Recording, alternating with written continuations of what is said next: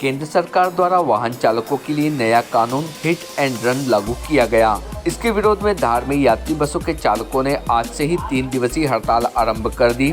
इससे धार जिले की लगभग सभी यात्री बसों के चक्के थम गए। नए वर्ष के पहले ही दिन यात्री बसों के न चलने से यात्रियों के सामने नई समस्या खड़ी हो गई।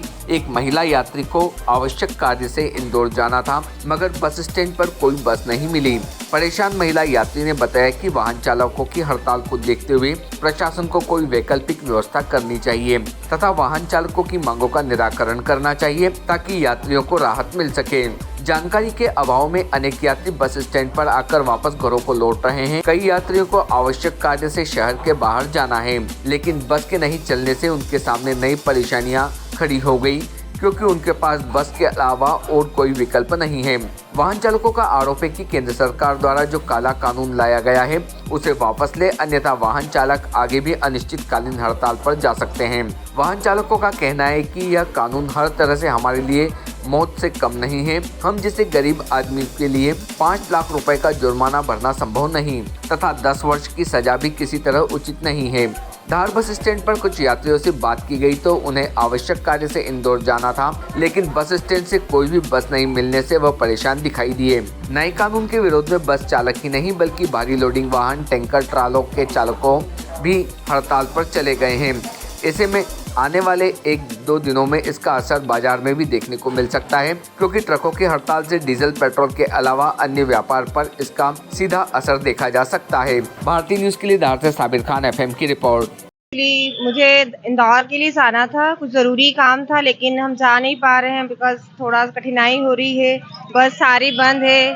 शायद शासन को इसके लिए कुछ और व्यवस्था करनी चाहिए या कुछ निराकरण करना चाहिए ताकि जो हम जैसे व्यक्ति हैं उनको परेशान ना होना पड़े। अब मुझे अपना काम भी शायद निरस्त करना पड़ेगा, या ज़रूरी है तो या तो फिर मैं अपने व्हीकल से जाऊं। अगर सपोज व्हीकल है तब तो कोई दिक्कत नहीं, जिसके पास व्हीकल नहीं है उसके लिए तो एकमात्र बस ही सहारा है। तो शासन प्रशासन को इसकी तरफ ध्यान देना चाहिए, ये मैं कहूँगी। नाम बता दीजिए। मैं नीलकमल शर्मा, सिल्वर हिल। कितना फर्क पड़ेगा इस नए कानून से ड्राइवर? फर्क तो बहुत पड़ेगा सर। एक ड्राइवर अपना पूरा परिवार पाल रहा है और 100 जान अपने साथ लेके चल रहा है पूरी जवाबदारी से। अब ड्राइवर के पास सर अगर कोई आगे लेके घुसता है तो ड्राइवर फिर भी उसको बचाता है और वो आगे लेके मारे तो इसमें ड्राइवर क्या करे। और जहाँ तक सर ये सरकार ने नियम रखा है कि 5 लाख रुपए जुर्माना, तो ड्राइवर करने सर अगर 5 लाख रुपए होते तो वो अपना कोई धंधा खोल के नहीं बैठता छोटा सा। और अगर इस पार्ट पे अगर ड्राइवर रुकता है कि चलो घायल व्यक्ति को मैं अस्पताल पहुंचाऊं, और उस बीच पब्लिक किसी को नहीं समझती है। पब्लिक अगर ड्राइवर को मारने कूटने पे आए सर तो ड्राइवर की जान की जिम्मेदारी कौन लेता है? मैं सरकार से ये पूछना चाहता हूँ, जिन्होंने नियम जाहिर करा है कि उनके भी ड्राइवर चलाते हैं या वो कभी खुद अपनी गाड़ी चलाते हैं, उनके हाथ से कभी कोई आगे लेके आ जाए तो वो उनके लिए क्या करेंगे? आपकी हड़ताल 3 जनवरी तक है। 3 जनवरी तक है सर। हमारी मांगे अगर पूरी नहीं होती तो हम इसको अनिश्चितकालीन आगे भी बढ़ाएंगे। संतोष शर्मा सर।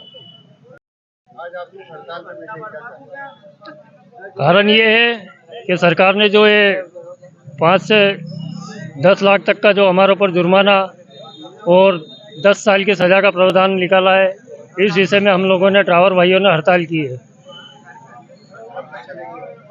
ये अभी 1 जनवरी से लेकर 3 जनवरी तक के जारी है।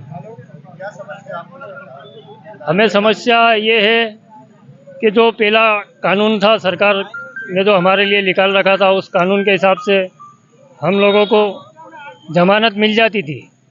पहले ड्राइवर की जमानत होती है, बाद में गाड़ी की होती थी। अभी सरकार ने नियम बदल दिए हैं कि रोड पे अगर कोई गाड़ी से दुर्घटना होती है और किसी व्यक्ति को लगती है तो उस व्यक्ति को उठा करके या तो अस्पताल या तो थाने पहुंचाया जाए। और अगर ड्राइवर ये कार्य करने में वहाँ रुकता है तो पब्लिक ड्राइवर को कुछ देखती नहीं, बिल्कुल मारने का काम करती है। उसमें ड्राइवर की जान भी जा सकती है। परिवार का क्या? आपका नाम? मेरा नाम Saeed Khan. Subscribe now to most exciting channel ever.